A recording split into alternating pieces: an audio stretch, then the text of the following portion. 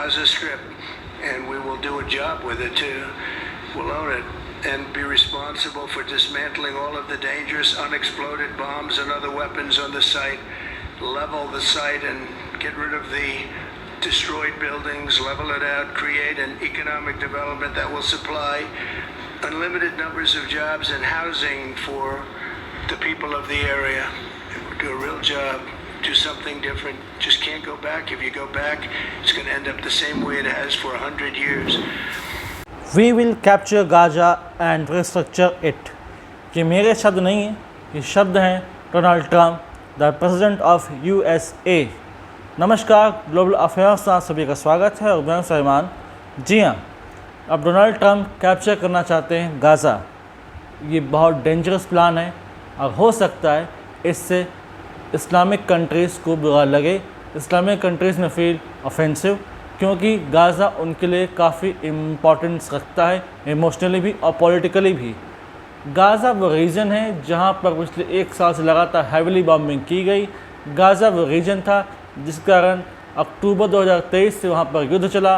Israel ने heavy bombing की, Gaza strip की तरफ से हमास ने बॉम्बिंग की, और एक प्रकार से पॉलिटिकल टर्मोइल क्रिएट हुआ, लोग मारे गए और अंततः एक सीज़ फायर के बाद वहाँ पर शांति आई।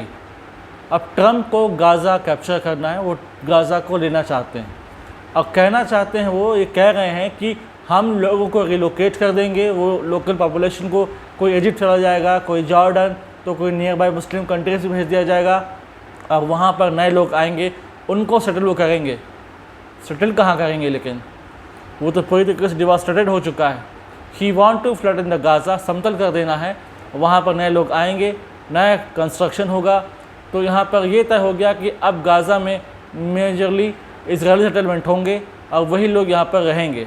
वैसे भी गाज़ा रीजन को लेकर हमास और इज़राइल में एक प्रकार से टसल रहता है कि कंट्रोल किसका होगा। तो उनके इस घोषणा ने यह भी तय कर दिया कि गाज़ा अब इज़राइल का हो गया। कि सुनने के बाद इज़राइली पीएम बेंजामिन नेतन्याहू बहुत खुश हुआ। उन्होंने कहा कि Trump is truly a greatest friend of Israel. बात सही भी है, यदि कोई कंट्री इतनी स्ट्रांगली सपोर्ट करती हो इज़राइल को विथ रिगार्ड टू गाज़ा, तो वो खुश क्यों नहीं होंगे। अब क्या होगा, इसके बाद से काफ़ी लोग शॉक्ड हैं। काफ़ी कंट्रीज़, खास इस्लामिक कंट्रीज़ के धीरे धीरे रिएक्शंस आने शुरू होंगे कि ऐसा कैसे हो सकता है, ट्रंप ऐसा क्यों कह रहे हैं, क्या कहना चाहते हैं। देखिए, गाज़ा में वो लोग रहते हैं जो पैलेस्टीनियन ओरिजिन के हैं या इजिप्शियन ओरिजिन के, अरबिक ओरिजिन के हैं। मेनली मुस्लिम पॉपुलेशन यहाँ रहती है और कुछ इजरायली सेटलमेंट्स यहाँ पर हैं।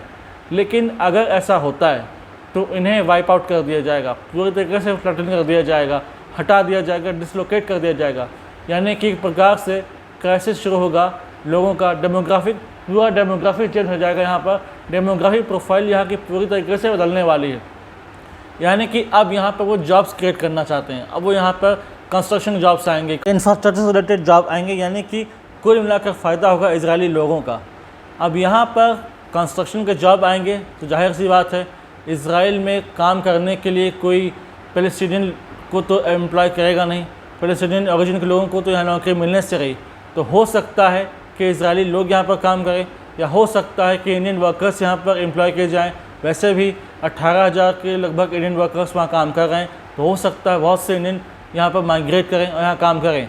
वैसे भी गाज़ा को लेकर बहुत ज़्यादा सेंसिटिव रहा है इज़राइल, और इज़राइल का हर पीएम हमेशा से चाहता था कि गाज़ा पर उनका नियंत्रण हो। ये उनके ग्रेटर इज़राइल का पार्ट है, क्योंकि अभी उनका मानना है कि जो उनके पास रीजन है वो छोटा है और ग्रेटर इज़राइल के लिए एक बड़ा सा रीजन उनके पास होना चाहिए।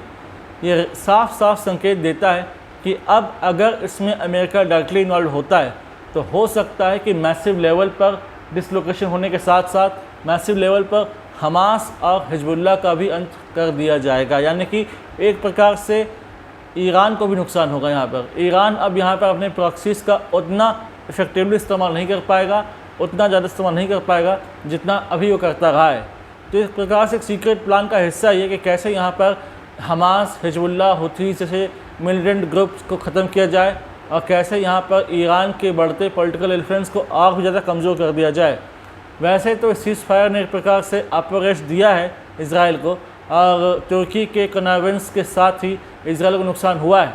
लेकिन इस घोषणा के बाद से और भी ज़्यादा ग्रेटर इन्वॉल्वमेंट हो जाएगा इसराइल का इन द गाजा स्ट्रिप।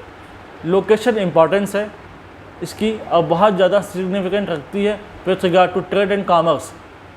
इससे भारत का देखा जाए तो एक फ़ायदा है, क्योंकि यहाँ पर से गुजरता है IMEC, India middle east economic corridor. जी हाँ, अगर ऐसा हो जाता है तो यहाँ पर स्मूथली आईमैक कॉरिडोर काम कर सकेगा, आईमैक कॉरिडोर बन सकेगा और भारत से फिर सीधे ट्रेड रूट कनेक्ट हो जाएगा टू यूरोप। यहाँ पर इसराइल का मेजर रोल होगा, इसराइल इससे फ़ायदा कमाएगा, क्योंकि पहले यही चिंता थी कि यहाँ पर पॉलिटिकल टर्मोइल है, यहाँ पर हमास एक्टिव है, यहाँ पर मिलिटेंसी एक्टिव है, तो कैसे आईमैक कॉरिडोर पूरा करें। तो इस तरह होने पर इस रीजन में इकोनॉमिक ग्रोथ की संभावना बढ़ जाएगी। इसमें भारत का फ़ायदा होगा, मिडिल ईस्ट का फ़ायदा होगा, इसराइल का फ़ायदा होगा और यूरोप का फ़ायदा होगा। तो कुल मिलाकर कल उगले विन सिचुएशन है। हाँ, जो नॉर्मल पीपल हैं, सामान्य लोग हैं, उनके लिए समस्या खड़ी हो सकती है कि अब वो कहाँ जाएंगे, अब उन्हें कहाँ भेजा जाएगा। और उन्होंने ये भी कहा है ट्रंप ने कि ज़रूरत पड़ने पर यूएस आर्मी वहाँ होगी, यानी कि यूएस आर्मी को वहाँ डिप्लॉयमेंट होगा। हो सकता है आने वाले समय में वहाँ यूएस आर्मी कोई बेस बन जाए, यानी कि एक परमानेंट प्रकार का सेटलमेंट हो जाएगा, यूएस आर्मी का वहाँ पर डिप्लॉयमेंट हो जाएगा, जिससे ट्रेड कॉमर्स स्मूथ हो, यूएस और इसराइल के इंटरेस्ट फुलफिल होते रहें। एक प्रकार से देखा जाए तो कुछ एस्पेक्ट में ये फ़ायदेमंद है, कुछ लोगों के लिए शायद दिक्कत दे सकता है। इस्लामिक वर्ल्ड इसे एज अ थ्रेट ले सकता है, उन्हें लग सकता है कि ये सही नहीं है, क्योंकि गाज़ा को लेकर बहुत से इस्लामिक कंट्रीज़ एक प्रकार से इमोशनल इंस्टेंस अपनाते रहें और वो नहीं चाहते कि कोई फॉरेन इंटरवेंशन इस रीजन में हो।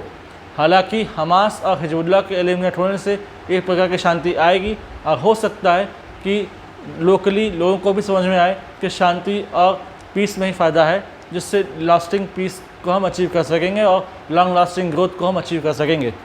इससे रिलेटेड कोई सिग्निफिकेंट इन्फॉर्मेशन आती है, I will let you know through my separate videos.